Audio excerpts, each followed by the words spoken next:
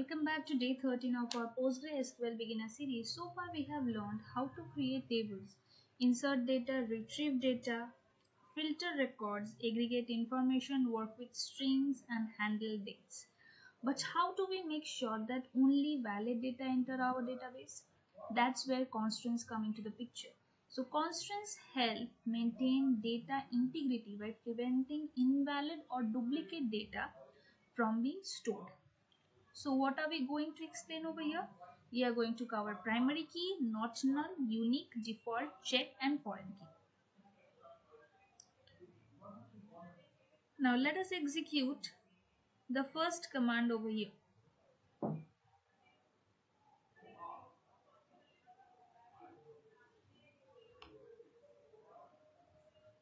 The first command starts with a constraint and we will have to drop the table that we have already in our database.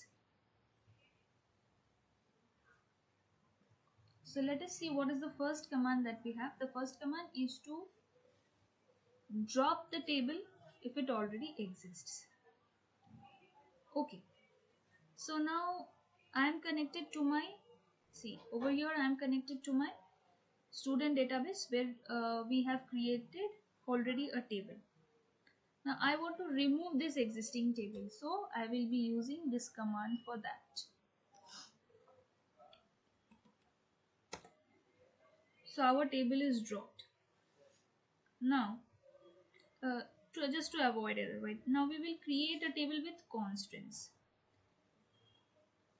Let us see. So I'll execute this command for that.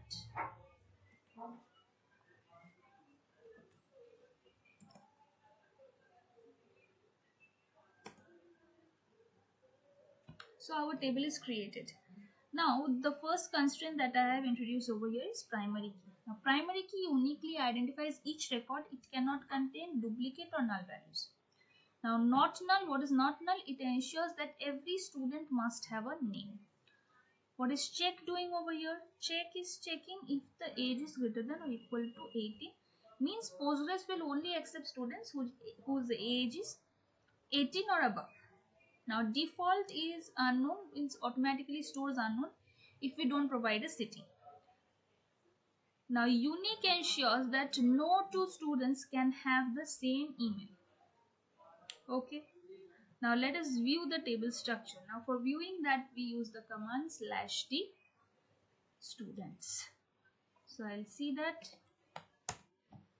So this is my table.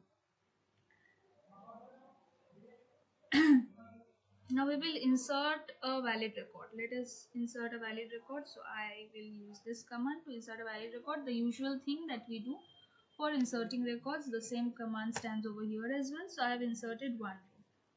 So PostgreSQL is inserting the data. Now let's insert the default constraint. Let's insert the default constraint. That means in this constraint we are not mentioning the city. Yes.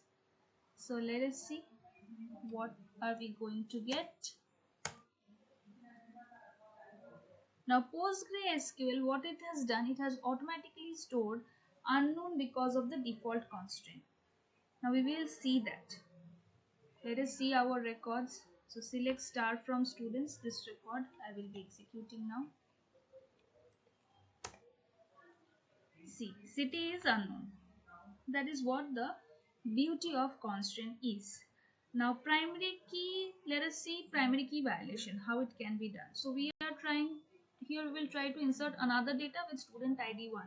Now ID is the primary key, so it cannot allow duplicate values. So it should be showing an error. Let us see if we are getting an error or not.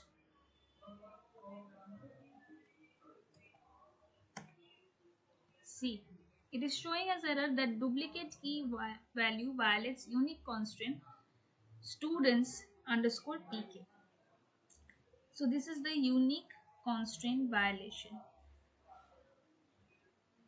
Now let us execute the not null constraint. So we have, let us skip a column. Okay, let us skip the name and see what will happen. Now what is expected to happen, that since the name is marked as not null, Postgre. So we have already seen the primary key constraint. Now let us see the unique constraint violation. So ID is different, but the email already exists. So let us see and run that command and see that the unique constraint is working or not. So it's not taking in. So the unique key constraint is also there. Let us see the not null constraint. So we have skipped the name section. So let us see if we skip the name section, PostgreSQL is going to allow it or not. So I will insert the data.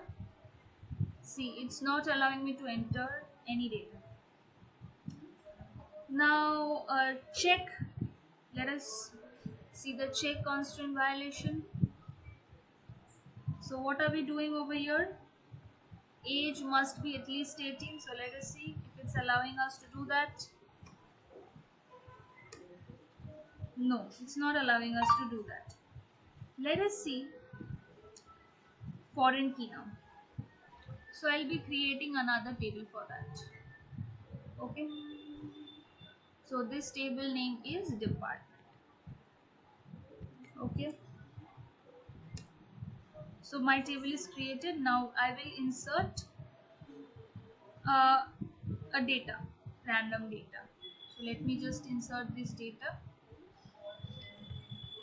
Okay. So 2 rows has been inserted.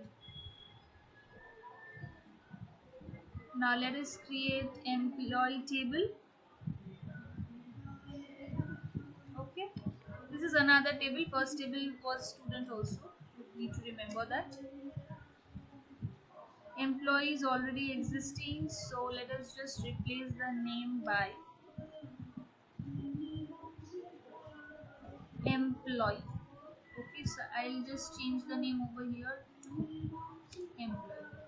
And now I will select this and paste it over here. So we have already got a table. Next we are going to, so here the employee table refers to the department ID in the departments table. This relationship is created using the foreign key constraint. It ensures that every employee must belong to a valid department. Now let us insert a foreign key. Okay, so I'm so sorry. So I am inserting this. Before that I'll just remove this S so that there is no overlap. Yes, so I have inserted one row. Now let us insert invalid foreign key and see how it works. So yes, let us do this. So it is giving me an error. So because of the foreign key constraint, PostgreSQL prevents this invalid record from being inserted. Now let us see the available departments. So I will see the available departments, and lastly I will see the available employee. Okay, so let us run this command. Okay, now you can discuss some best practices that every table should have a primary key. Use not null for mandatory fields. Apply unique to values like emails and username. Use check to enforce business rules. Use default to provide automatic values. Use foreign key to maintain relationships between tables and ensures data integrity. Now, congratulations, you have learned how PostgreSQL constraints help maintain accurate and consistent data by preventing invalid entries. We have covered primary key, not null, unique, check, default, and foreign key, all with practical examples. In the next video, we will learn how to modify existing tables using the alter table statement. You will see how to add, rename, modify, and remove columns and constraints. If you found this video helpful, don't forget to like, subscribe, and share it with your friends. Thanks for watching, and I'll see you in day 2.